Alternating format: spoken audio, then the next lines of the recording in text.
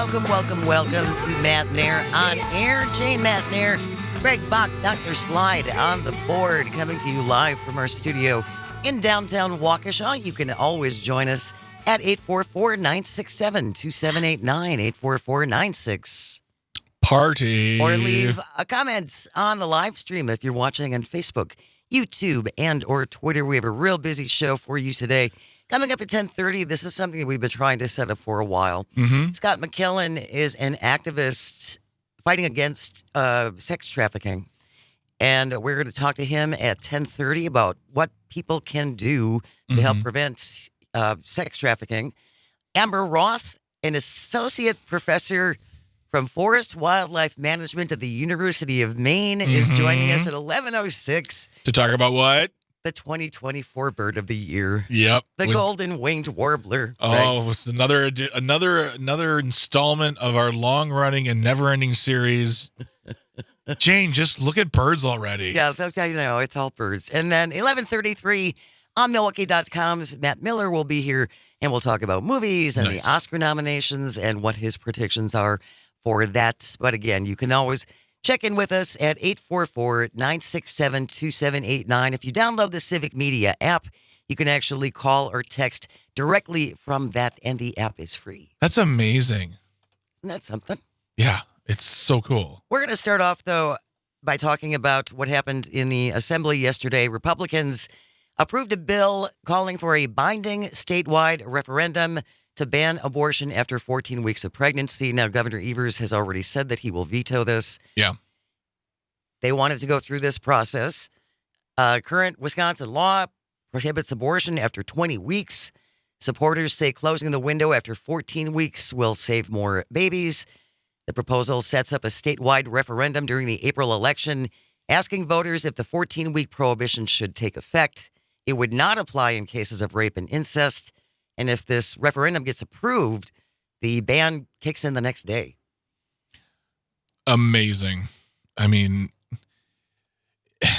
I understand why they're doing it, because it's what they feel like they have to do to appeal to their base or their donors. And I think some of them genuinely believe. I do. There are genuine believers who have very heartfelt beliefs, and I appreciate that. I don't in this matter. Like, I appreciate you having your beliefs, but you're pushing your beliefs on other people in a really sticky situation medically, as we talked to Dr. Lyerly yesterday about it. Yes. And also, from a political standpoint, these sorts of measures have failed in every state, red and blue. And very unpopular. Not going to, I don't know why they think it's going to be different for us. A vote against the bill is a vote against the will of the people. The chief sponsor, Representative Amanda Nedweski. There was more than 2 hours of debate yesterday. Democrats blasting it as government overreach, saying women should be allowed to make their own choice about reproductive care. Not often Democrats get to accuse Republicans of being big government. The Assembly ultimately passed it 53-46. 10 Republicans voted against it. Why? Because it doesn't go far enough. Exactly. Here we were like, yeah, some solidarity. They get it. They understand the problems and all the nuance of it. Nope. We did learn, however, that at least one Republican lawmaker knows his mammals. He knows his mammals, and another one knows his Bible. He does. Calvin, do we have that clip ready? Can you remind me, Greg, which? This is Joel Kitchens and Ron Tussler. Take a listen. If you believe that a fetus is a human life, then abortion is not health care. In my veterinary career, I did thousands of ultrasounds on animals, determining pregnancy and that kind of thing. So I think I know mammalian fetal development better than probably anyone here. One of the things I heard came from the representative from the 20th. She said that she can't think of one situation in the Bible where God forced a woman to have a baby contrary to her personal health. For example, the mother of John the Baptist. And at 88, her own husband laughed at an angel when he was told and she was told that he was going to have a baby. So that was at least one situation where certainly a 88-year-old, it's contrary to her health to be having a baby, and here she is being told she's going to have a baby and being asked by God and being required to do that, and having John the Baptist, arguably the best Christian that's ever lived. Donald Trump would say no. Second, you've got Mary, the mother of Jesus. Ooh. Estimates, again, are 13 to 14 years old, kind of the other side of the spectrum. And third, Sarah, but again, 90 years old, elderly lady, certainly contrary to her personal health to be having a baby, but here it happens. And biologically so impossible. it's certainly it's pretty common actually in the Bible. What? People who are listening who believe this is good, like this legislation, these bills are good. These are the people speaking for you. 844-967-2789. We have Jam from Racine on the line. Good morning, Jam. Thank you so much for joining us. What did you want to say? Good morning. Weighing in on the abortion issue. Yep. I think everyone, we should have, as a woman, we should have a right to our own bodies. Like back in the 70s, I can't believe I'm stuck in a loop. I'm 71 now, and the same issues that we fought and marched for back then, our rights are just totally being stripped. But the thing is, besides forcing women to have babies, men don't realize, they're also forcing them into fatherhood, which is the other side of the coin, which I really don't think they're all thinking about, because these are human beings that are going to be born. They'll be need to be taken care of, fed, funded for 18 whatever years. And I'm not saying that it should be a matter of money over life, but you got to look at the overall big picture. It's always about money in government and everyday life to some degree. And I really feel that a lot of, indiscretions that could be taken care of, they need to think the whole thing all the way through. And I don't think, since they're thinking in this deep state, out of the box mind, I don't think that the Republicans or the I don't think they're really thinking it all the way through. I don't know. Well, and Jim, I've thought about this a lot, actually, in the whole issue of child support, because in all of these measures, all of the punitive measures are against the woman. Yeah. There have been no additional punitive measures against the father of this child. First a woman and then a doctor. Yes. Those are those are the ones who face the consequences. Yeah. And again, other than trying to ensure that child support is paid, I don't know what else you can do beyond that. Nothing else, as far as I know, and if I'm wrong, let me know, nothing else, as far as I know, is punitive against the father. Yeah. And I want to go back to Joel Kitchens for a second. The veterinarian? Yeah. So I did some digging, and Dr. Kitchens and his wife, they are both veterinarians. They have a practice, two practices, one for pets, one for farm animals. And when I was looking at that, to me, if Dr. Kitchens, if you're listening, Representative Kitchens, whatever you want to be called, Joel, if this is your real thought, if you think because of your experience doing thousands of ultrasounds on animals, mammalian animals, then to me, listeners, that's what he thinks of women personally. He thinks of you as no different than a horse, a cow, a dog, a cat, sheep, anything. You are here to serve a purpose, to make the household and the family strong.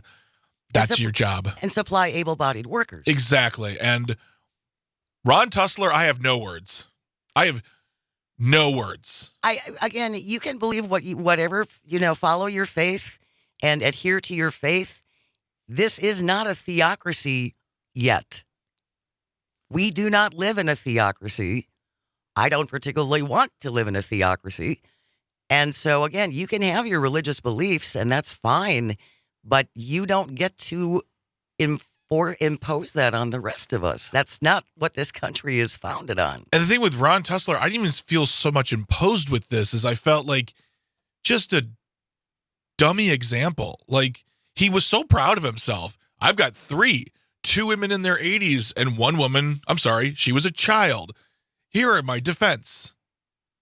What are you talking about? But he obviously genuinely believes that is the justification for this, even though most women by the time they get into their 50s are going through menopause and become unable to get pregnant, certainly in their 80s and 90s. And I'm no veterinarian. I'm just throwing that. I don't have the experience. And the other thing too is the fact that you use them as examples as people who are forced to have a child by God's will. that doesn't make your God seem like such a exemplary person, deity figure thing. So I don't know. It just also, as a side note, look up what angels really look like according to the Bible. It's horrifying. I'm not kidding you. Bible description of angels do not look like praying hands with the white robe and the they are Guillermo del Toro nightmare movies. 844-967-2789 if you want to join the conversation or leave a message on the live stream on Facebook, YouTube, and Twitter. Tom from LA. Good morning, Tom. Thank you for joining us. What did you want to say about this?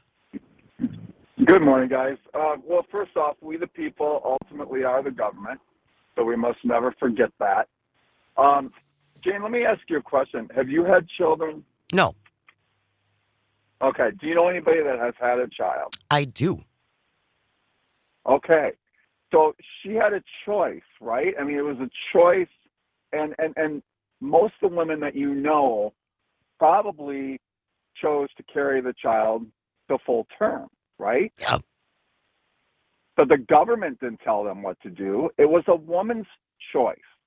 Women have the right to choose, and just because they have the choice of termination doesn't mean they're going to choose termination. Yeah. So the issue is either a woman's right to choose or the government's right to choose. For you. Sounds like some big government to me. Thanks a lot, Tom. We really appreciate it. Absolutely. And again, you can embrace your deeply held religious beliefs. Yeah. I have no problem with that. But you don't get to impose your belief system on everyone else in the country. Yeah. You don't. That's not America. At least not in the America that I want to live. I don't disagree. 844-967-2789 if you want to join the discussion. Tom from West Dallas, I see you on the line. Stay with us. We'll be right back. You're listening to Matenaer on Air, coming to you across the Civic Media Radio Network.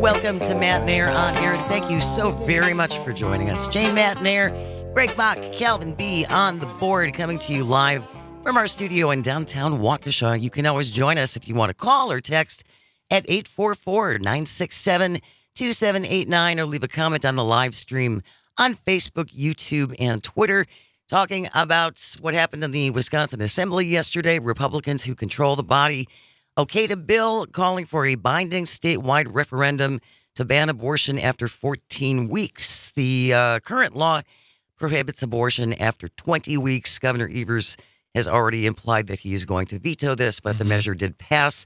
And I do want to re-rack that clip, Calvin, from one of our Republican representatives who was a veterinarian. So he has a lot of experience working with mammals. More than any of you. And if you believe that a fetus is a human life, then abortion is not health care. You know, in my veterinary career, I did thousands of ultrasounds on animals, determining pregnancy and that kind of thing. So I think I know mammalian fetal development better than probably anyone here. One of the things I heard came from the...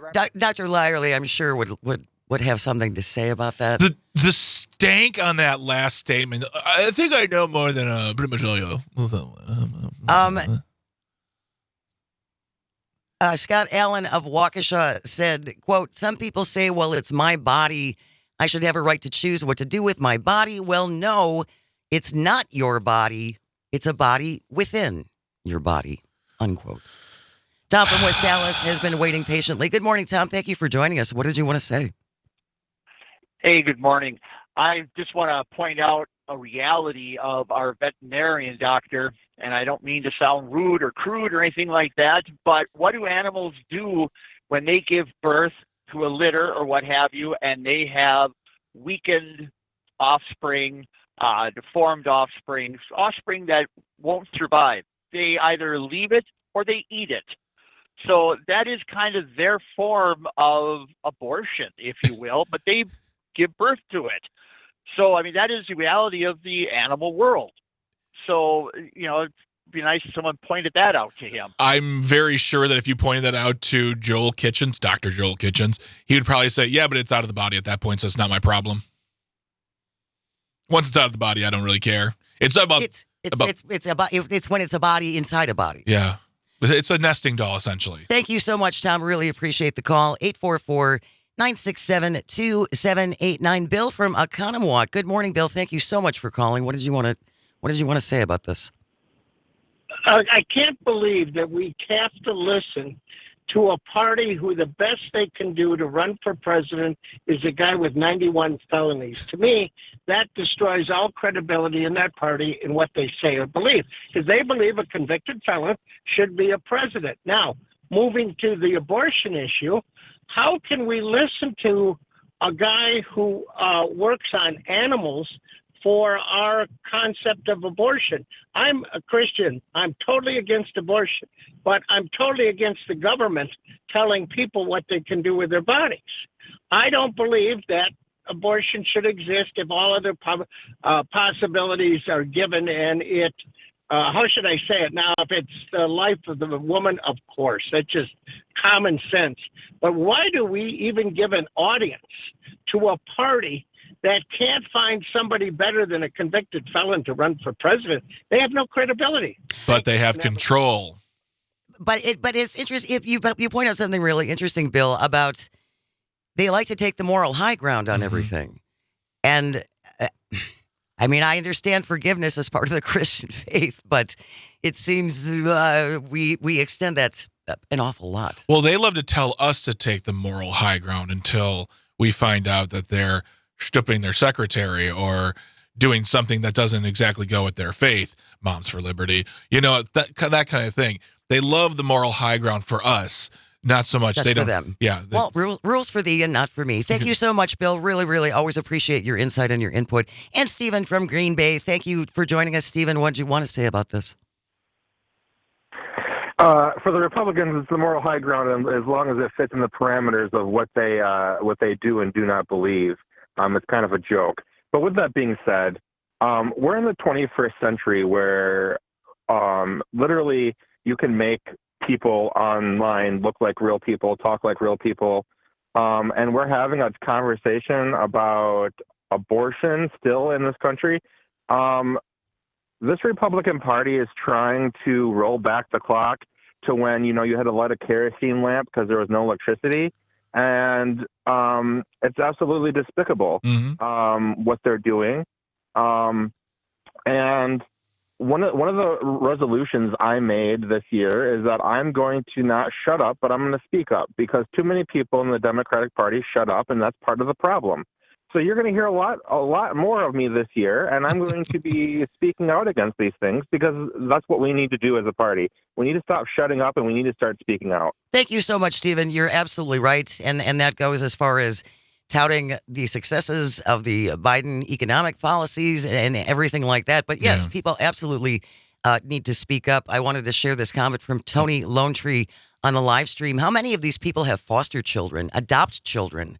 Like, they cut health benefits, they get rid of free school lunches. How do they support these forced pregnancies? Where are the resources? Well, and that's something that we've talked about many times as well. It's all well and good to want to encourage women to have more children, but then you need to help them with childcare. Yep. And with extended maternity leaves and with extended Medicaid coverage for the first year. And these are all things that have all been talked about, but never happen. And so sometimes you have to wonder if these are really good faith arguments. They're not. They are hypocrisy. They are sucking up to their donors, to their base, all those things, because when those children are in the stomach, when they're in the womb, when they're within the body, They are precious. They're glorious. They're gifts from God. As soon as they come out, they're workers. And if you can't work, you're a drag. And if you need help, you're a mooch. Sorry, but you only get that 9 months to be amazing. After that, you're on your own. Well, the government can't help you. We don't want to help you. And that's been a meme that's going around for a long time, that they are not the party of life. They are the party of birth. They're the party of birth. And as you said, while you're in the womb, you're in great shape. Once you're out of the womb, you're on your own, kid. Yep. Figure it out. LA Tom sent a text that makes me shiver down to my bones. Just think, if Evers would not have been governor, this would be going through. Absolutely. Governor Tim Michaels would have signed it today. Absolutely, without a doubt. All right, stay with us. We have news coming up next, and then when we return, we are going to talk about what people can do to help bring an end to sex trafficking.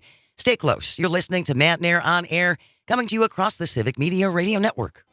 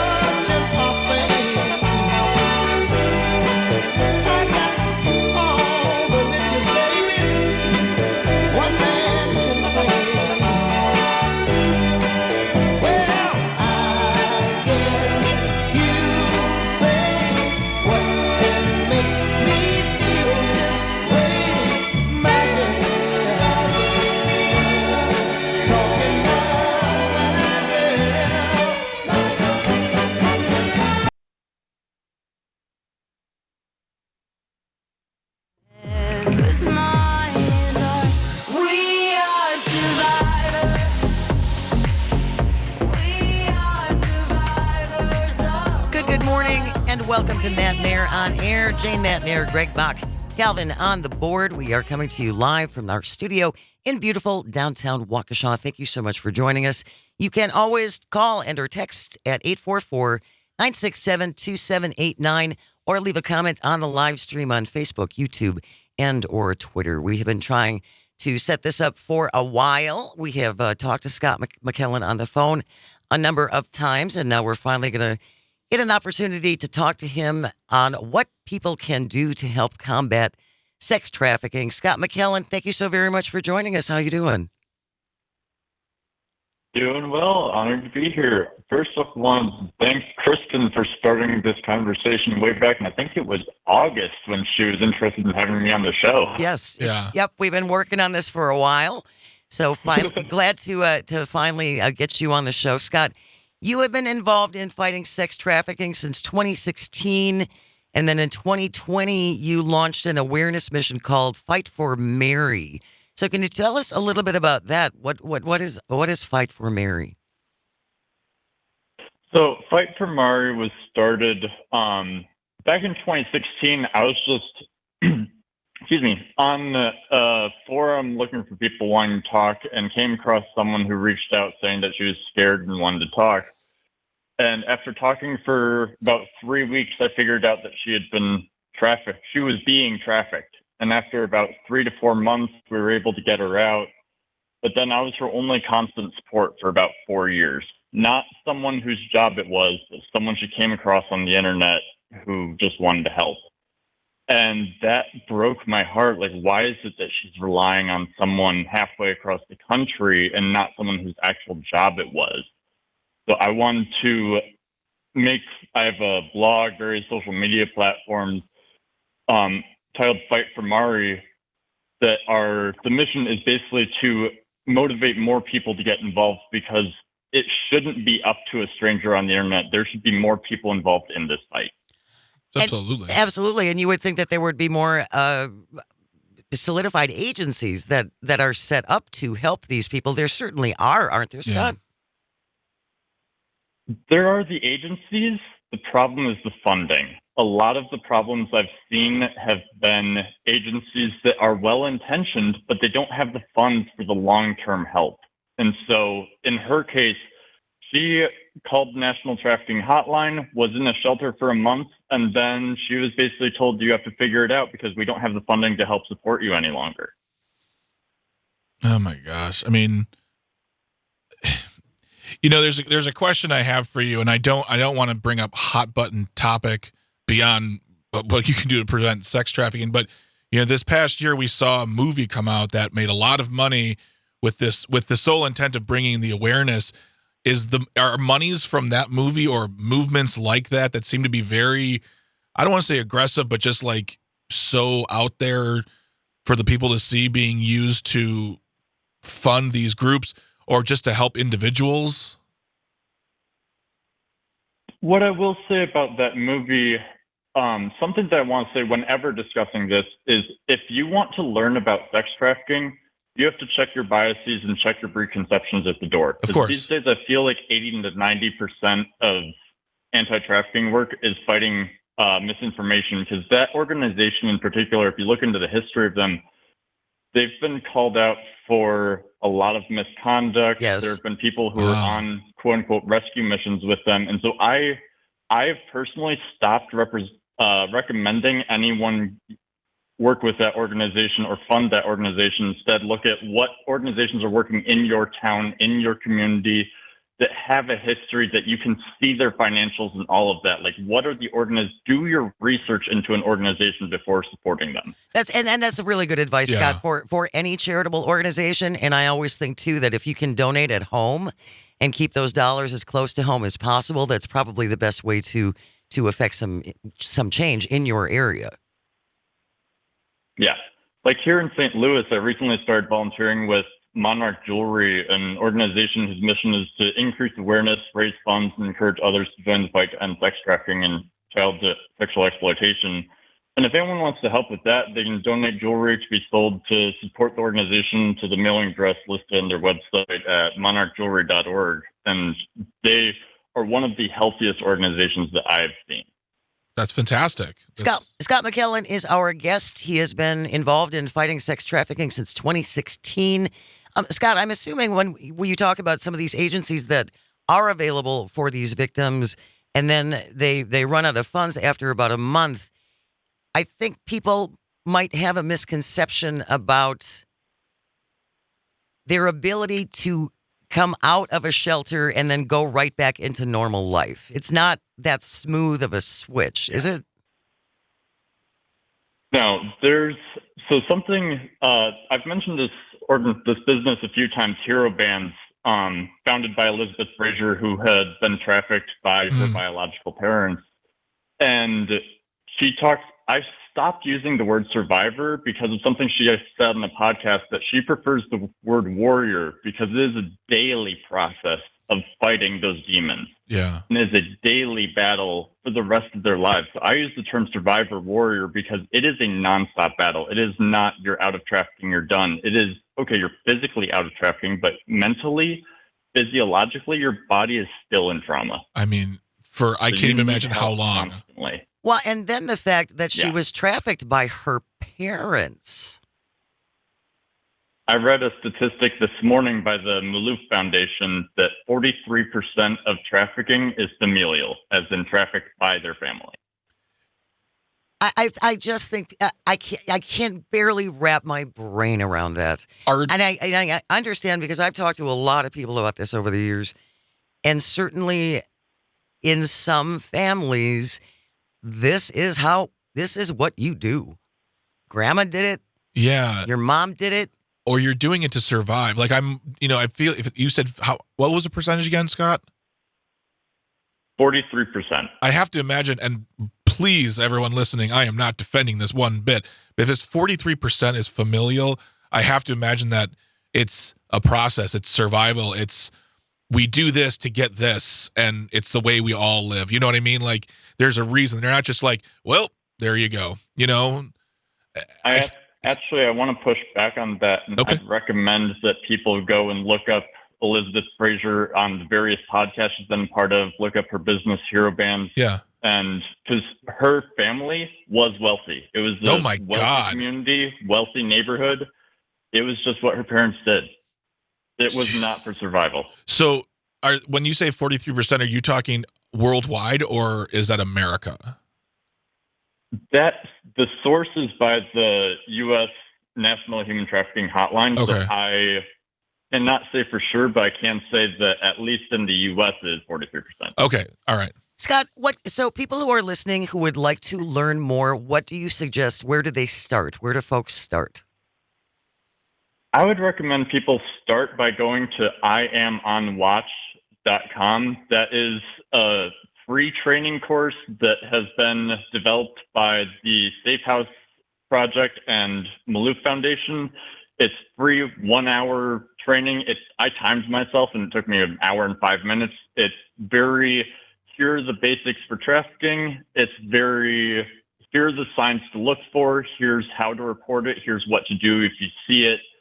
And I will say I'm always learning more. There's never going to be an end to learning, but there's always a place to start. And that starting point is I can do something and I don't have to stand by in this. Yeah. So whether that's books, whether that's blogs, if you go to my blog, fightformari.blogspot.com, I have countless pages of resources, whether that's books, organizations, podcasts, social media accounts that you can follow and learn more. I'm always trying to update that and mention more organizations to look into to learn more.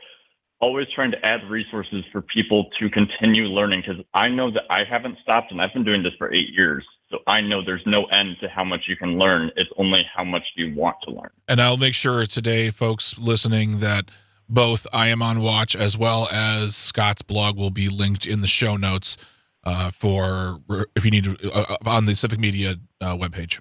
Scott McKellen is our guest. He has been involved in fighting sex trafficking since 2016, talking about various things that people can do if you would like to learn more about this. I have to wonder, Scott, as well, if there is not tragically a lack of sympathy for some of these survivor warriors.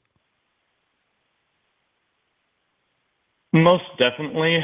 Something that I've seen in recent years, actually Elizabeth has had a lot of pushback for her story. So and because a lot of the people trafficking industry makes a lot of money. And so anyone trying to speak out will get pushback. And so something that I've been very firm in is I don't care how many people say, oh, it's not as big an issue as you claim it is. Like, I know the facts, so I'm going to speak out on this because I've talked to the people who have been trafficked. I've heard their stories, and I refuse to be silenced when I live in safety and they've been through hell.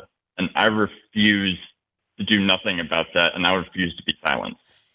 Is there a common thread in the people that you've talked to, Scott?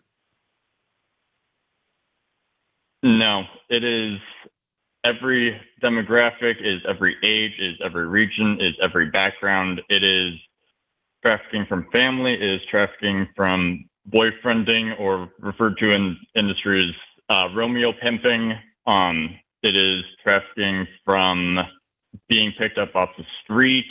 It is employers. There's a book that I am about to read that I read listened to a podcast from, titled Traffic. It's like trafficked, the mom trafficked next door.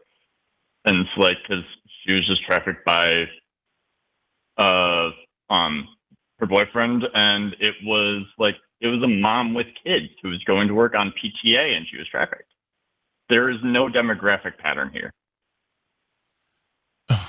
It's just hard to wrap your head around it. It really is. But as you said, Scott, I think this is a far more pervasive problem than people realize. Yeah. And this includes, and we're not going to, we only have a couple of minutes left, Scott, but this certainly includes strip clubs and sex clubs and probably pornography as well.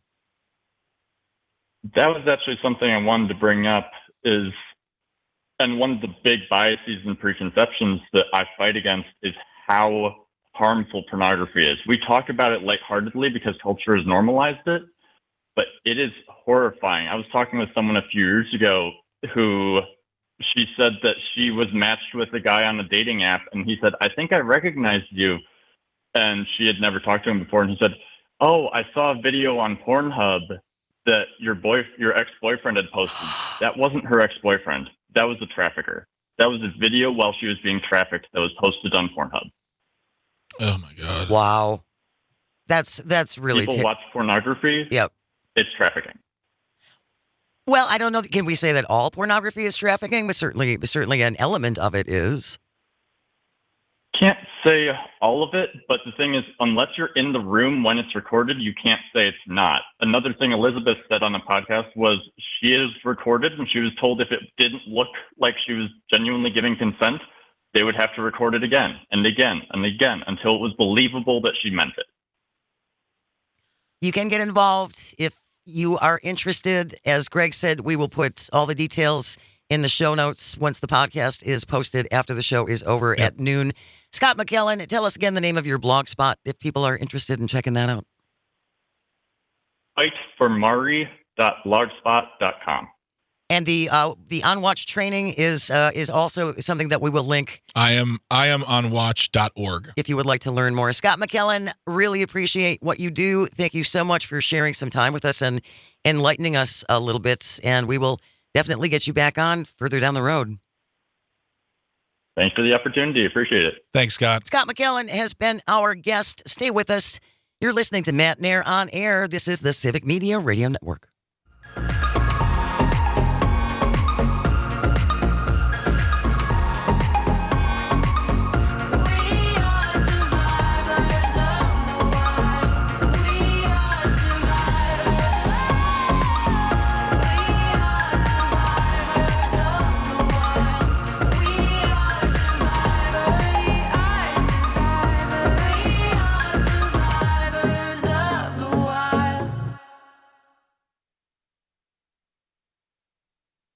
Dancing, dancing, dancing.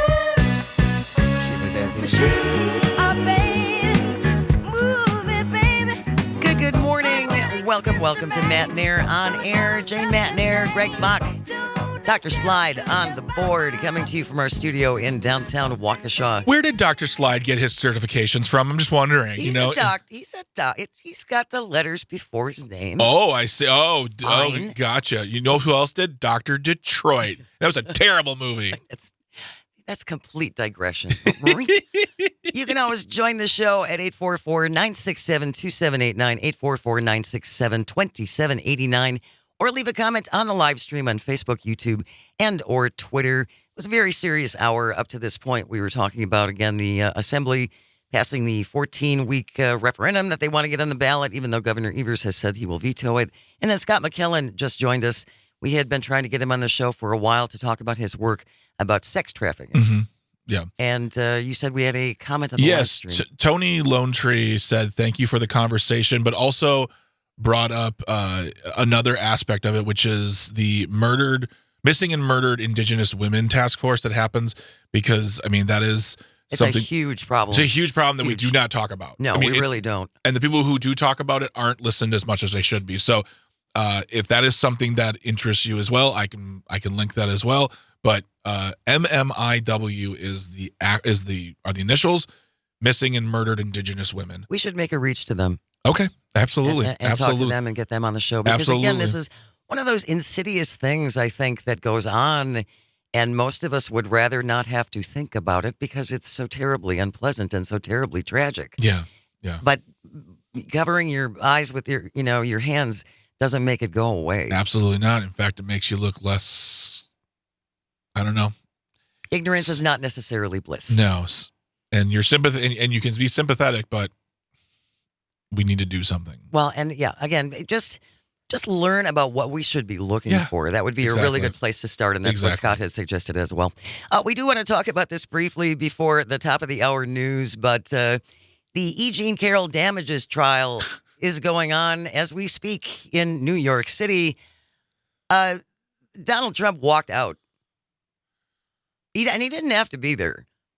There is no actual reason legally that he was required to be in this courtroom while this was happening today. But there were cameras outside the courtroom. Yes, there were. So he wanted to be in front of the camera, so he had to leave. You're absolutely right. Well, he got angry and he stormed out.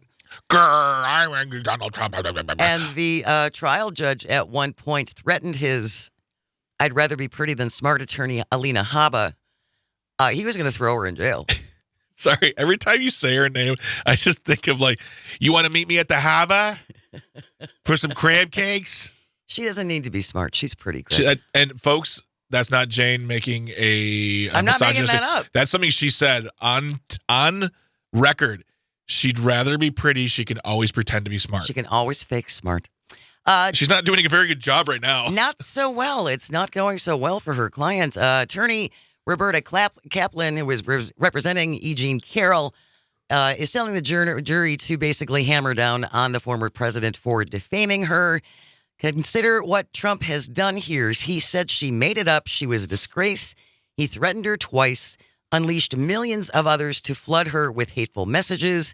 We played his deposition. He called her mentally sick and threatened to sue. And again, this isn't about whether or not he sexually assaulted her. That has been determined. Yeah. That's already been decided. Mm-hmm.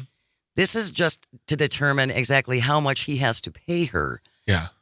And he has never stopped defaming her. No, I would really like to ask it. Maybe, no, Jim Santel, he's so busy, host of our Morning Cannolis. Morning Cannolis on Saturdays. I'd love to ask an attorney of all the things he's done from the beginning of the first trial to this very moment, of all the things he's done, if you and I had done it, how many times had we been thrown in jail or fined within an inch of our life? The fact, and we talked about this before the show, the fact that he just gets to run roughshod and do whatever he wants, say whatever he wants, make fun of the judge. I mean, what's going on here? He should be thrown in jail for contempt. You or I would. I would be in prison by this point. Not jail, folks. I'd be in, like, prison. And I understand that this is highly unusual to have a former president involved in so many court cases. But just because you are president, unlike what the former president says, you don't get total immunity for anything you ever do. No. It's actually not how it works. No. Because what happens if everybody's accountable before the law? Oh, he doesn't. Please. Please. You're all, it's just like we were talking about in the earlier.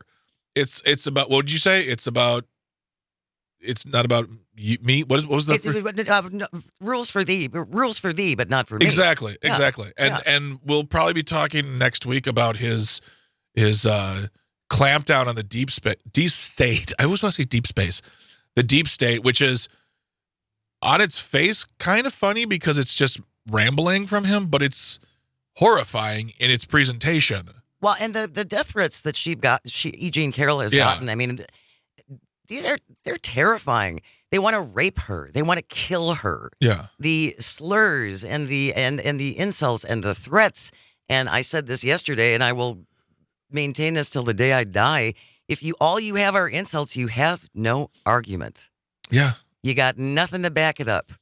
After Trump walked out, according to Roberta Kaplan again, the lawyer representing E.G. Carroll, Kaplan told the jury he thinks with his wealth and power he can treat Ms. Carroll how he wants and will suffer no consequences. Well, and up to this point in his life, he never has. Exactly. At this point, he never has been held accountable for anything. Yes, and I don't know whether to say like shame on the judges or the lawyers for not doing anything about this. His abhorrent behavior, his immature behavior, his illegal behavior, and he just gets to walk around and do whatever he wants to do. This is why he thinks the way he does, because he's never had to pay a real consequence. He's had to pay money out, big deal, but he's never had to serve time. He's never had his life impinged upon. He has a gold toilet, and he'll always have a gold toilet.